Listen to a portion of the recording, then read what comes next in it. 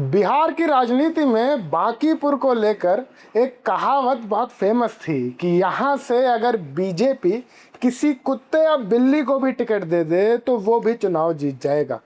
और ये बात गलत भी नहीं थी। ये सीट बीजेपी के राष्ट्रीय अध्यक्ष नितिन नवीन का अपना गढ़ रही है, जहां से लगातार 15 साल तक सिर्फ कमल का बटन दबता था।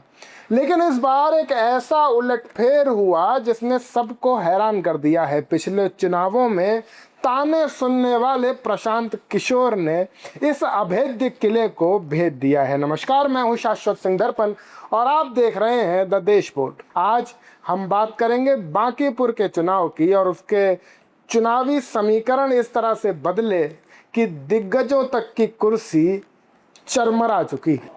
एक वक्त था जब प्रशांत किशोर यानी पीके का जमकर मजाक उड़ाया जाता था। 243 सीटों पर लड़कर जीरो आने पर पूरा बिहार उन पर हंस रहा था। मीम बन रहे थे कि जो दूसरों की सरकार बनवाता है वो खुद की एक सीट भी नहीं निकाल पाया। लेकिन तब पीके ने एक बात कही थी कि अभी मैं मरा नहीं हूं। अभी मैं मरा नहीं हूं, अभी नहीं मरा हूं, जब मर जाऊंगा तो फिर लिखना अभी मरा नहीं हूं, जब मर जाऊंगा तब लिखना। और आज घटना की काउंटिंग हॉल में राउंड दर राउंड उनके विरोधियों पर यह बात भारी पड़ती गई। बाबा का ऐसा आशीर्वाद मिला कि पीके के समर्थक पंचायत वेब सीरीज के स्टाइल में डांस कर रहे हैं। ये कहानी बिल्कुल वैसे ही है जैसे मोहल्ले के किसी लड़के ने अखाड़े के सबसे मजबूत पहलवान को पटक दिया हो। लेकिन सवाल ये है कि क्या बीजेपी आखिर अपना होम ग्राउंड हारी कैसे? आखिर ये कैसे मुमकिन हुआ कि जो बीजेपी का गढ़ माना जाता था वहां पे ही बीजेपी को मात मिली? असल में जब नितिन नवीन को पार्टी का राष्ट्रीय अध्यक्ष बनाया गया और वो राज्यसभा चले गए तो उनकी ये सीट खाली हो गई। बीजेपी ओवर कॉन्फिडेंट थी कि पिछले 15 साल का रिकॉर्ड है, आसानी से जीत जाएंगे। उन्होंने नीरज सिन्हा को उतार दिया। दूसरी तरफ थे पीके, प्रशांत किशोर, जिनको सब फिनिश मान चुके थे कि खत्म हो चुका है उनका पॉलिटिकल करियर। लोग कहते थे कि इनका कोई बेस नहीं है, सिर्फ हवाबाजी है। पर ईवीएम खुलने पर रिजल्ट कुछ और ही निकला। इस जीत के पीछे प्रशांत किशोर की 3 सबसे बड़ी स्ट्रैटेजीज काम कर गई। पहली, इस बार दांव पर कोई आम कार्यकर्ता नहीं बल्कि पीके खुद थे। उन्होंने अपना पूरा करियर, अपनी इज्जत इस एक सीट पर लगा दी। हारते तो सब खत्म हो जाता, लेकिन पब्लिक हमेशा उस लीडर को पसंद करती है जो खुद अपनी जेब से दांव लगाए। अध्यक्ष की सीट पर लड़कर उन्होंने एक स्ट्रॉन्ग मैसेज दिया।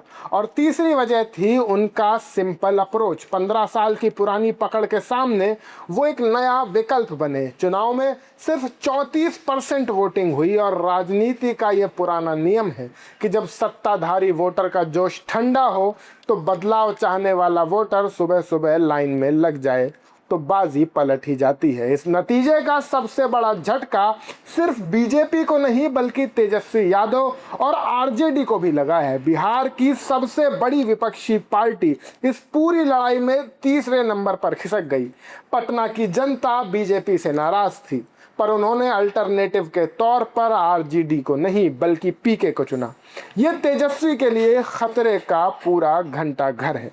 जनता ये देखती है कि कौन उनके लिए फील्ड पर कमिटेड है, कौन पार्टी से ज्यादा परिवार के फंक्शंस में बिजी है। पीके की इस जीत ने साबित कर दिया है कि पॉलिटिक्स और क्रिकेट में नेवर से नेवर। राजनीति में कुछ भी परमानेंट नहीं होता, कभी भी बाजी पलट सकती है, कभी भी कोई भी पार्टी अपने गढ़ में हारती हुई नजर आ सकती है। हो सकता है ये हाल ही के जो सीजेपी प्रोटेस्ट हुए, जो पटना में प्रोटेस्ट हुए, उनका परिणाम हो, या इसकी कुछ और वजहें हो सकती हैं। धीरे धीरे सब सामने आएगा। फिलहाल इस वीडियो में इतना ही। अगर आपको ये वीडियो पसंद आई हो तो वीडियो को लाइक करें, अपने दोस्तों के साथ शेयर करें और हमारे और अपने चैनल द देश बोर्ड को सब्सक्राइब करना ना भूलें। मैं शाश्वत सिंह दर्पण, आप देख रहे थे द देश बोर्ड। आप सबका बहुत बहुत शुक्रिया। जय हिंद, जय भारत।